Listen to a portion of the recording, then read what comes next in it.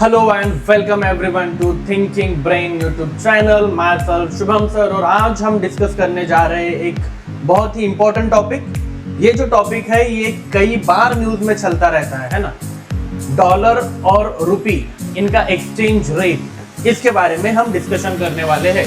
Rupee versus dollar, understanding the currency value. अब यहाँ पर ये जो टॉपिक मैंने डिस्कशन के लिए लिया है ना, उसका एक रीजन तो ये है कि कुछ मिसकंसेप्शन होते हैं कि अगर रुपी के कंपैरिजन डॉलर के कंपैरिजन में रुपी की वैल्यू बढ़ गई तो ये हमारे लिए अच्छा है। ये मिसकंसेप्शन है। इस मिसकंसेप्शन को खत्म करने के लिए आज इस वीडियो को बनाया जा रहा है। तो यहाँ पर हम देखेंगे why a higher rupee number does not mean stronger rupee, है ना। हायर है रुपी का नंबर मतलब स्ट्रॉन्ग नहीं है। इसका मतलब we can say if your number is bigger obviously you are not strong. अगर आपका नंबर छोटा है तब आप स्ट्रॉन्ग है। क्या है ये आगे देखते हैं। सो लेट अस सी एक कॉमन मिसकंसेप्शन क्या है। तो ये एक भाई साहब है, एक भक्ति जी है, वो कहते हैं अरे वाह पहले 70 रुपए था अब 92 रुपीज हो गया, रुपी इंक्रीज तो इंडिया बिकम स्ट्रॉन्गर, है ना। ये डॉलर के कंपैरिजन में बोल रहा है कि पहले डॉलर 70 रुपए था अब 92 रुपीज हो गया तो इंडिया स्ट्रॉन्ग हो गया। This is a misconception. क्यों? क्योंकि कुछ रियलिटी अलग ही है। रियलिटी क्या है? रियलिटी ये है कि हमारा रुपी जो है ये एक्चुअली वीक हो रहा है। क्यों? क्योंकि हमें $1 के लिए अब 92 रुपीज देने पड़ रहे। पहले $1 के लिए 70 रुपीज देने पड़ते थे। इसीलिए हमारा रुपी जो है वो एक्चुअली क्या हुआ है तो वीक हुआ है। अब यहाँ पर ये जो हम देख रहे हैं $1 इज इक्वल टू 2 रुपीज, इसे बोलते हैं एक्सचेंज रेट। ये एक्सचेंज रेट क्या है? तो exchange rate is value of one currency in terms of another currency. $1 कितने रुपीज के इक्विवेलेंट है, इसे हम एक्सचेंज रेट बोलते हैं, है ना। हम जब बोलते हैं $1 इज इक्वल टू 92 रुपीज, तब हम ये कहना चाहते हैं कि $1 की और 92 रुपीज की वैल्यू सेम है। और ये हमारे लिए अच्छी बात नहीं है ना, क्योंकि आपको $1 लेने के लिए 92 रुपीज देने पड़ रहे हैं, तो कैसे अच्छी बात होगी, है ना। तो देखते हैं अंडरस्टैंडिंग द करेंसी स्ट्रेंथ। तो करेंसी की स्ट्रेंथ को समझते हैं। सब तो पहले ना हमारा $1 का वैल्यू फॉर एग्जांपल हुआ करता था कभी तो भी 70 रुपए। आज वो 92 रुपीज पार कर गया, 92 पॉइंट समथिंग है आज मैंने जो देखा था।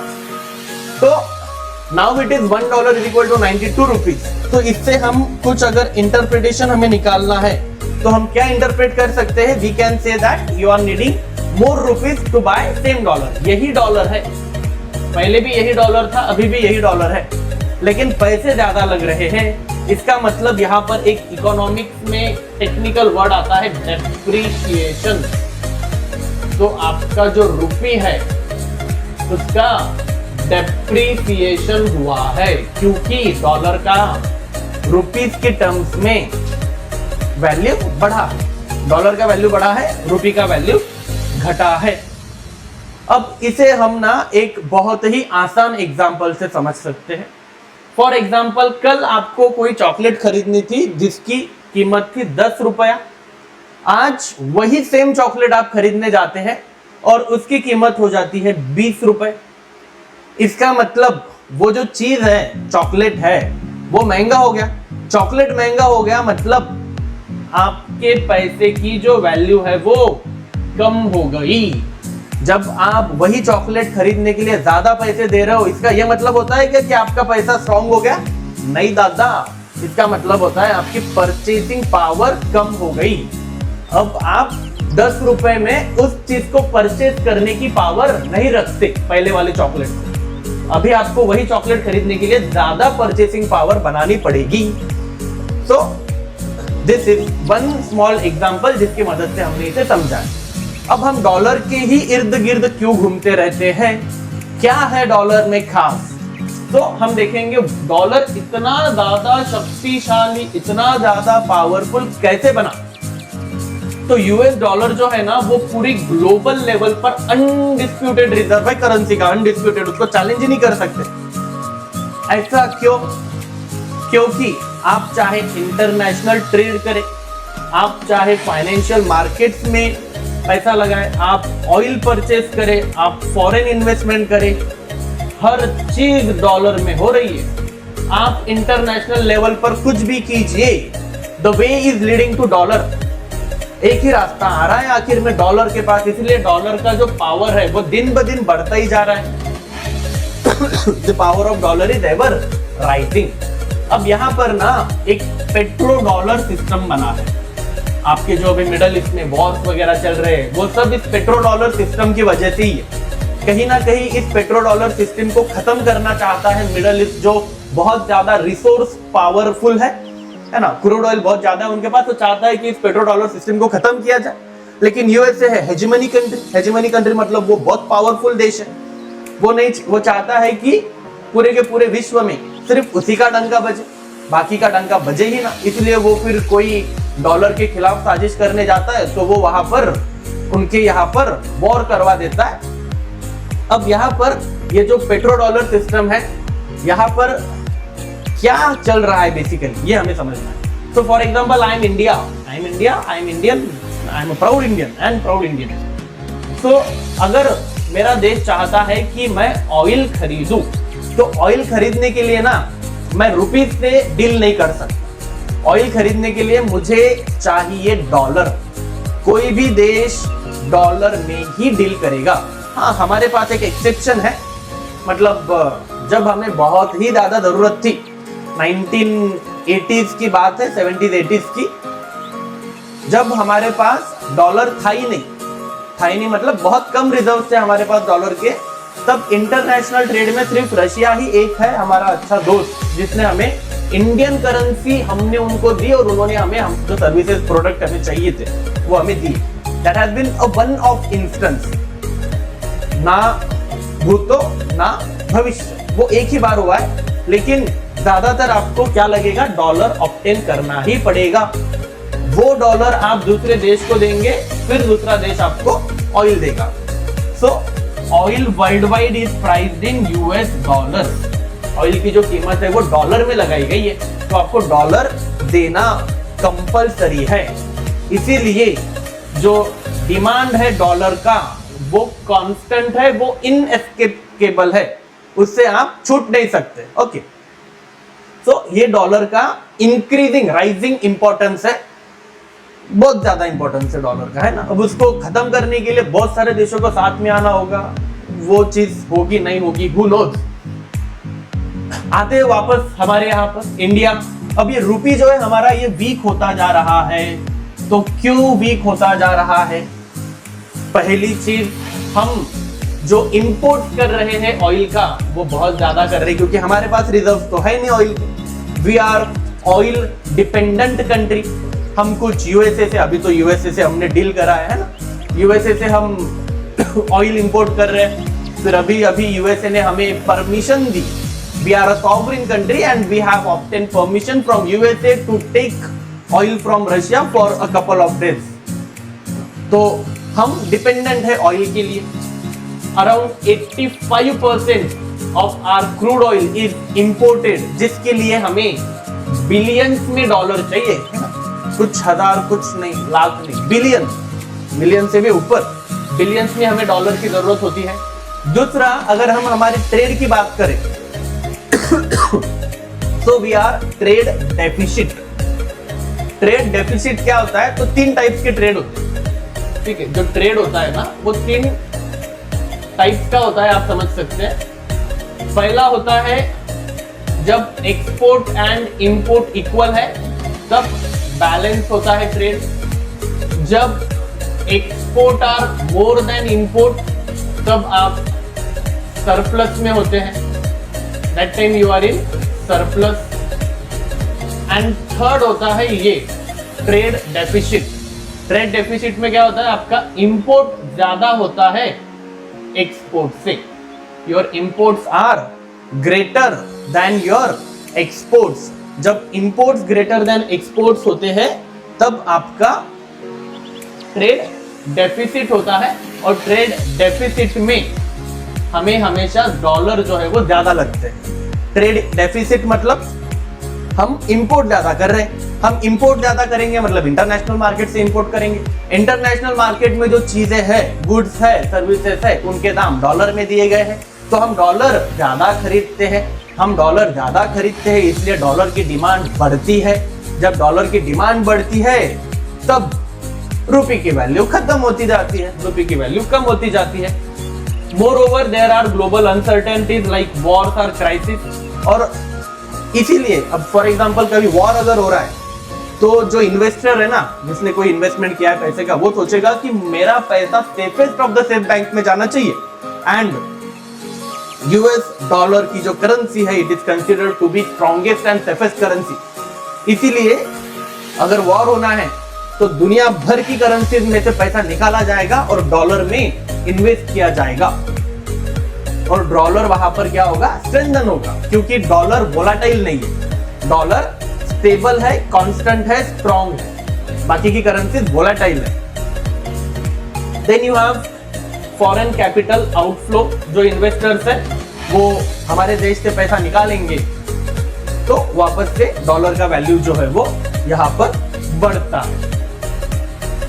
Now what is this forex market mechanism, जो अभी बताया मैंने, डिमांड वाला जो खेल है ना, क्या हो रहा है बेसिकली, जब हमारे इंपोर्ट्स बढ़ रहे हैं, जब हम बाहर के देश से चीजें खरीद रहे हैं ज्यादा, तब डिमांड फॉर डॉलर बढ़ रहा है, क्योंकि हमें इंटरनेशनल मार्केट से चीजें खरीदनी है, मतलब डॉलर में खरीदनी है, तो डॉलर का डिमांड बढ़ा रहे हैं, हम खुद ही बढ़ा रहे हैं डॉलर का डिमांड, है ना, तो डॉलर एक्सपेंसिव हो जाएगा। डिमांड एंड सप्लाई का एक बेसिक रूल है ना। तो बेसिकली जिसकी डिमांड ज्यादा होती है उसकी प्राइस ज्यादा होती है। डिमांड ज्यादा है, सप्लाई लिमिटेड है, तो प्राइस बढ़ जाएगी। डिमांड कम है, सप्लाई ज्यादा है, तो प्राइस घट जाएगी।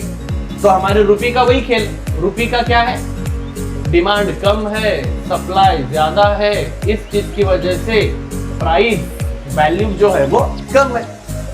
लेकिन डॉलर का उल्टा है, डॉलर का डिमांड ज्यादा है, सप्लाई कम है कंपैरेटिवली, इसीलिए उसका वैल्यू जो है वो बढ़ता जाता है। इसीलिए we require more rupees per dollar. एक डॉलर खरीदने के लिए हमें 2 डिजिट फिगर में अमाउंट लग रहा है, शायद आगे चल के 3 डिजिट फिगर में अमाउंट लगे, यू नेवर नो। इस चीज की वजह से हम कहते हैं कि हमारा रुपी जो है वो डेप्रिशिएट होता है, हमारा रुपी डेप्रिशिएट होता है। लेकिन अब यहाँ पर ना, जब रुपी डेप्रिशिएट होता है तब एक एक्सपोर्ट वाला आर्गुमेंट चलता है। Exporters always benefit from depreciated rupee. क्यों?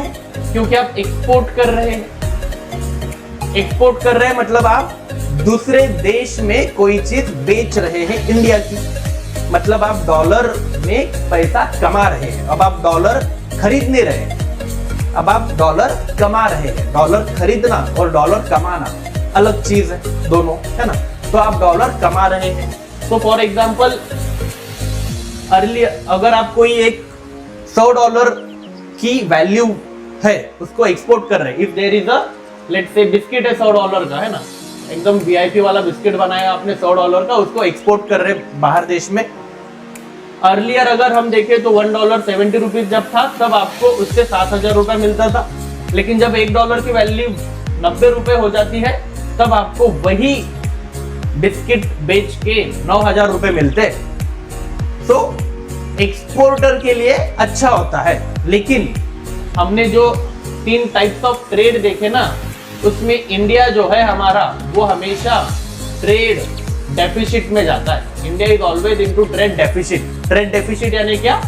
Import greater than exports. इसीलिए हमें मोटा मोटी तौर पर अगर हम देखें तो इंपोर्ट के ऊपर हमें फोकस करना है कि इंपोर्ट करने वाले जो लोग हैं उनका ज्यादा से ज्यादा फायदा कैसा किया जाए, क्योंकि एक्सपोर्ट करने वाले बहुत कम है।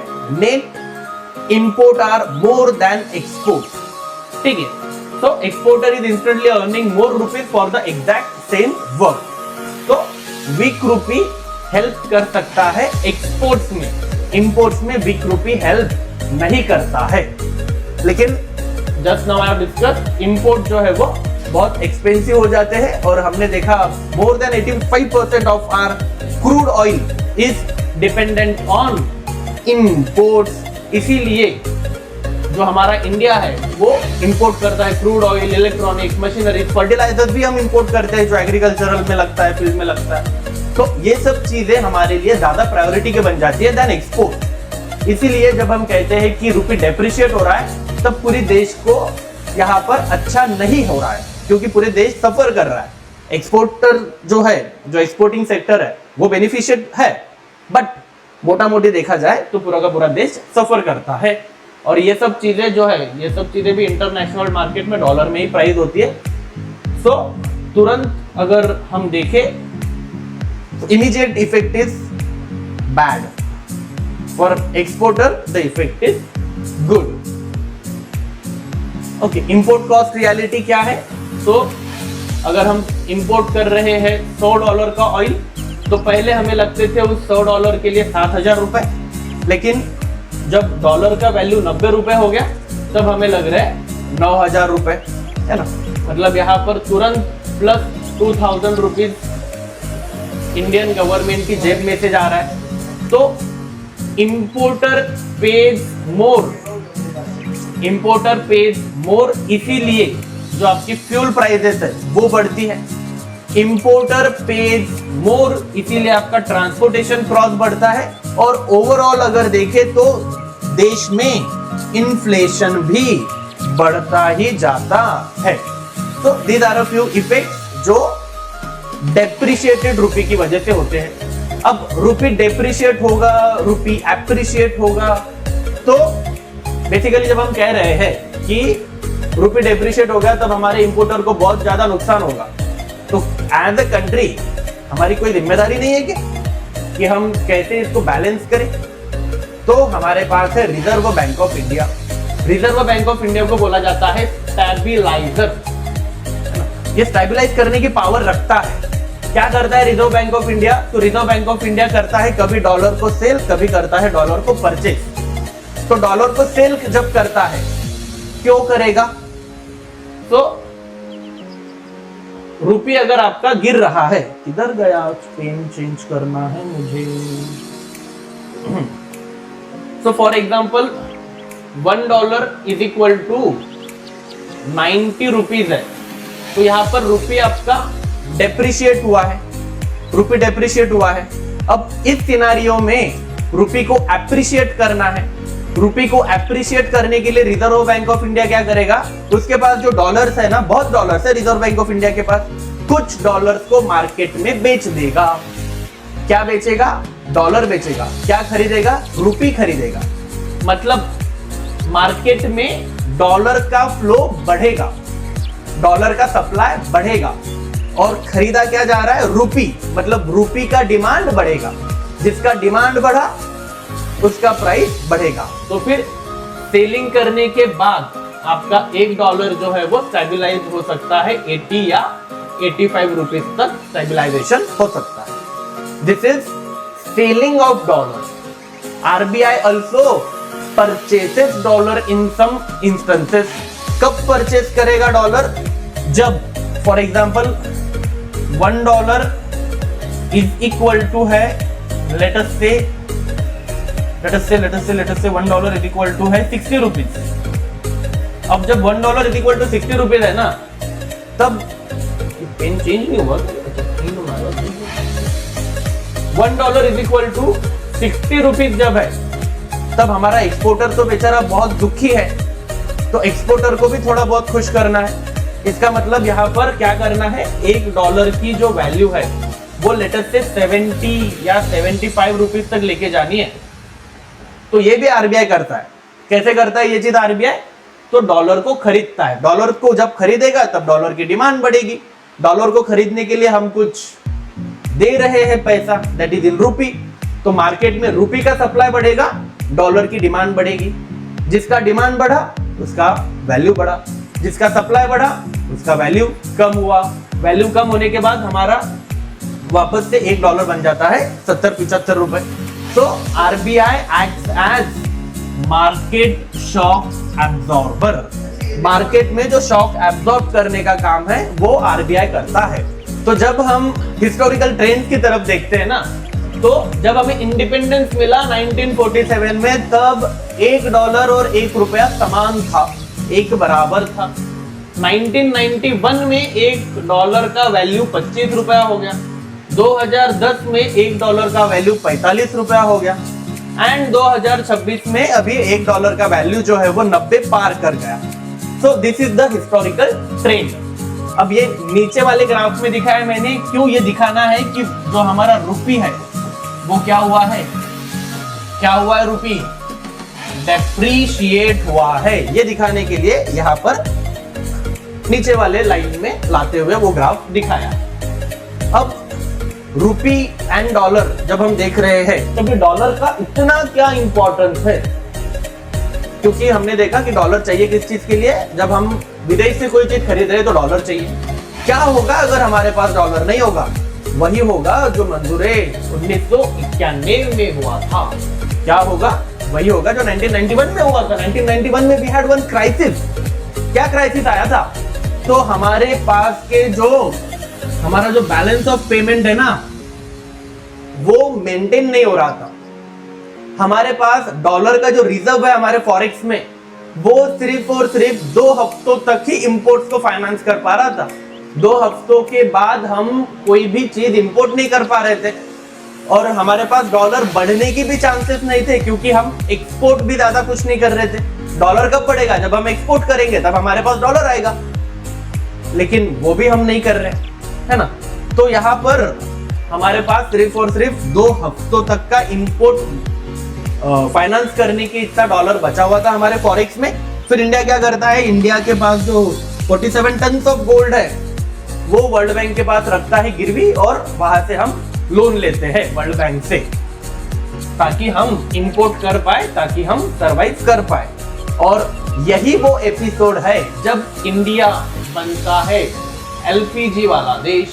L stand for liberalisation, P stand for privatisation, G stand for globalisation.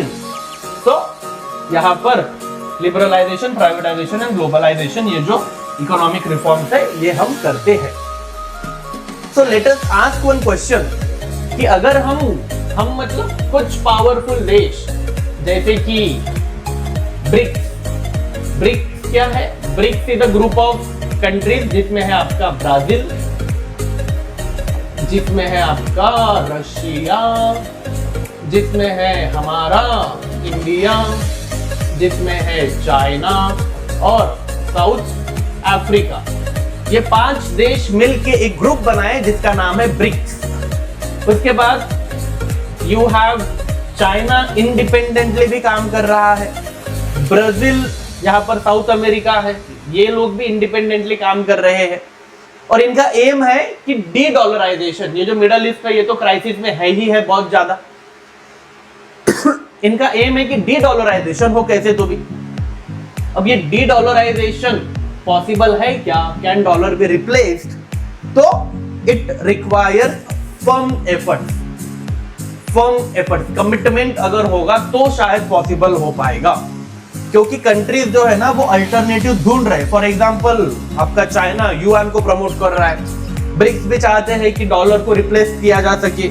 Even the local from south America है ना, आपके यूएसए के नीचे, वो भी नहीं चाहते कि डॉलर का डोमिनेंस बढ़े। So there are possibilities, but that possibilities required firm stand by this countries that हम डॉलर को खत्म करके रहेंगे। डॉलर को खत्म करना मतलब यूएसए को चैलेंज करना, और यूएसए कुछ भी करे तो हेजेमनी है ना। In today's world USA is hegemony, ये आप डिनाई नहीं कर सकते। तो ऐसे में रुपी जो है हमारा, उसका भविष्य कैसा रहेगा? तो हमारा रुपी जो है, तो in promoting rupee based trade settlement, then building stronger financial market, internationalisation of rupee via bilateral agreement, ये चीजें अगर हम करते हैं तो हमारा रुपी जो है वो स्ट्रॉन्ग बनेगा। और ये जो प्रोग्रेस होगा हमारा, this progress is underway. We have got very capable leadership of Shri Narendra Modi ji, हमारे प्रधानमंत्री बहुत कैपेबल है।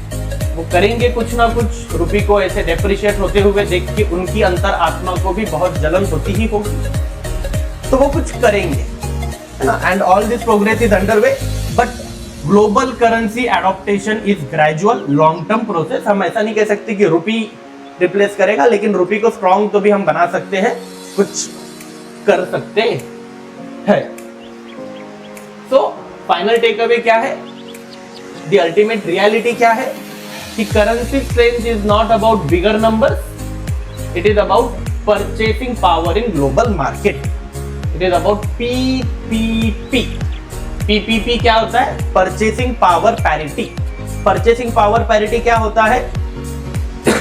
For example, अगर आप USA में वन बास्केट ऑफ गुड्स खरीद पाते हैं $1 में, तो इंडिया में सेम बास्केट ऑफ गुड्स खरीदने के लिए आपको कितना रुपए लगेगा? वो है परचेसिंग पावर पैरिटी, वो है आपका exchange rate. One basket of goods can be brought in $1 in USA, same basket of goods can be brought in 92 rupees in India. This is your exchange rate. और ये अगर हमारा number बड़ा है तो हम वीक है, हमारा नंबर छोटा है तो हम स्ट्रॉन्ग। नंबर बड़ा होना अच्छा है किसके लिए? एक्सपोर्टर के लिए। नंबर छोटा होना अच्छा है किसके लिए? इंपोर्टर के लिए। अगर हम नेट देखें तो हम नेट इंपोर्ट करते हैं, एक्सपोर्ट कम करते हैं, इंपोर्ट ज्यादा करते हैं। इसीलिए सबकी खुशी के लिए क्या होना चाहिए? नंबर छोटा या बड़ा? नंबर होना चाहिए छोटा। किसका? रुपी का। किसके कंपैरिजन में? डॉलर के कंपैरिजन में। So currencies are mirrors of economic strength. आपकी इकोनॉमिक स्ट्रेंथ कितनी है ये आपकी करेंसीज बताएगी। अगर इकोनॉमी प्रोडक्टिव और ट्रस्टेड है तो करेंसी स्ट्रांग होती है, और अगर करेंसी स्ट्रांग है तो आपका देश भी स्ट्रांग है। So with this we come to end of this session. Thank you very much for viewing, thank you very much for your patience. अगर वीडियो अच्छा लगे तो क्या कीजिए? सब्सक्राइब कीजिए, वीडियो को लाइक कीजिए, वीडियो को कमेंट कीजिए और वीडियो को शेयर भी कीजिए। Thank you so much.